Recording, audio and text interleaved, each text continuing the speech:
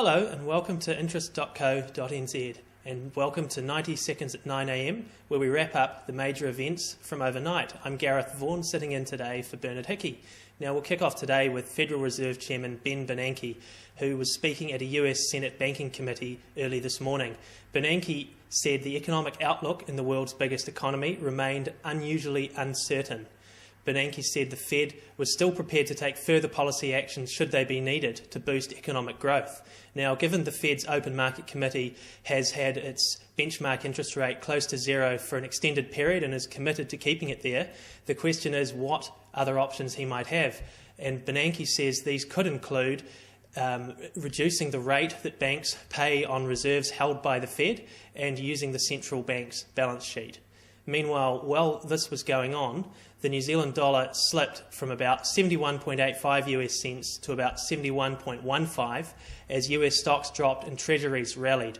Bernanke also said that given current US job creation levels, it would take a significant amount of time to restore the almost 8.5 million jobs lost in the United States during 2008 and 2009.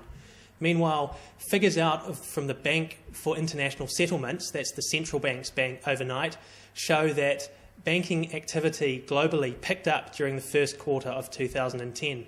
Now, this is the first time since September 2008 the Bank for International Settlements says that this has happened, and after a contraction of about 11% in international banking activity, it actually rose by 2% or $700 billion US in the first quarter this year.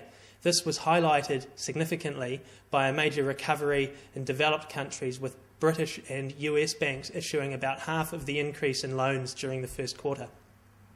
And meanwhile, in China, reports suggest that the government there may implement a property tax in 2012 as it looks to cool the country's surging property prices. Now, this tax would probably initially be on a trial basis, and due to the difficulties of implementing such a levy nationwide, the government is suggesting that it might initially be rolled out in just a few cities. And based on figures from an ANZ report, a tax could rake in something in the vicinity of 120 billion yuan, that's about 17.7 billion US dollars of revenue annually for the government, based on a rate of 0.8% on the market value of properties, and if levied only on people with multiple homes.